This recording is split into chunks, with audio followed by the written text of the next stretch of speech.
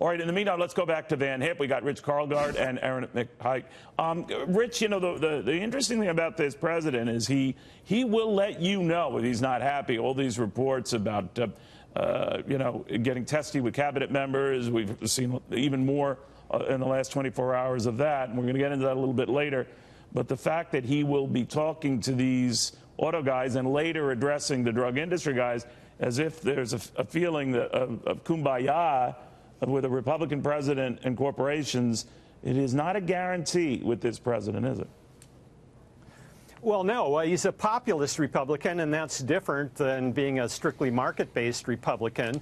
But, you know, I think the stock market, and I think a lot of people in the United States and around the world are getting used to his negotiating style. He likes to open big. He likes to open sometimes very outrageously. But then behind the scenes, things get worked out a little more calmly than people feared at first. So that's one of the reasons why I think the markets are taking a lot of Trump pronouncements with a grain of salt. You know, I was thinking of that, Van Hipp, with the aggressive back and forth we're told happened yesterday, where the president, you know, it got pretty heated and frustration he was showing with the Homeland Security Secretary on that more isn't being done to contain incursions over our border. So he'll let them know how he feels. He has done that, of course, repeatedly with Jeff Sessions and a host of others. What do you think of that leadership style? I understand you're equally tough on your people, so maybe this isn't news. But I don't know who you talk to. But what do you make of that? He's a CEO who wants results, and he campaigned on it. He's a commander-in-chief who wants to secure the borders. But I'll tell you what I like. And we saw it here with what he's doing with automakers. It's very similar, Neil, to what he's done in foreign policy. It's that energy level combined with that style of one-on-one diplomacy and personal engagement. He hosted 16 world leaders last year at the White House, not counting Mar-a-Lago. They feel like they're personal. I mean, they feel like there's a connection. They know this president, and it's making a difference. It's making a difference in foreign policy all over the world. The Prime Minister of Norway, she never got to meet President Obama one-on-one. He had her at the White House. When she left, she said the United States is our most important ally. That sends a message to Russia, which borders Norway. This style of his, of what I call one-on-one diplomacy, personal engagement, whether they're foreign leaders or they're domestic CEOs, they feel a connection. They feel they can talk to this president. It's making a difference.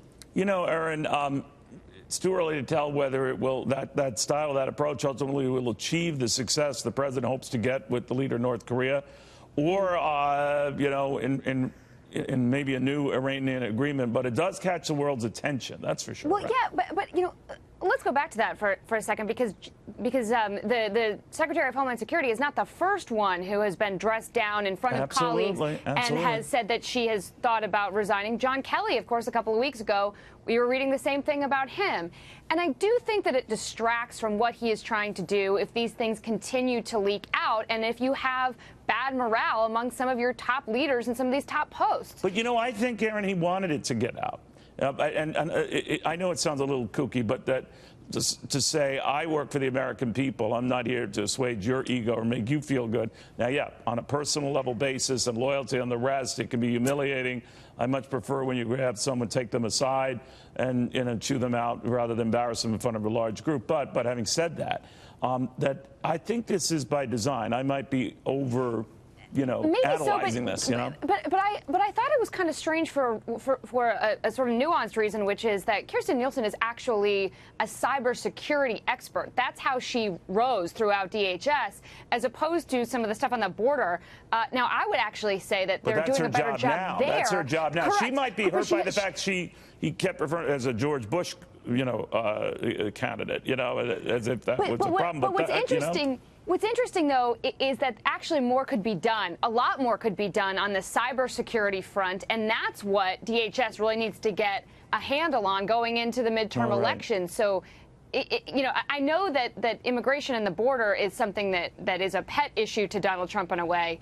But, you know, I thought that the story in many ways was kind of strange. And I don't know what else to do about that other than, you know, I do think that he needs to be a little more careful and to try to stem these leaks some. And I hear what you're saying, but the berating actually doesn't look good, particularly because it was a female in his cabinet. that The he dressed reaction down is very publicly. sad. Very, very sad. That's all I can say. Sad, sad, sad. All right. That was my impression of the president. Obviously not a very good one.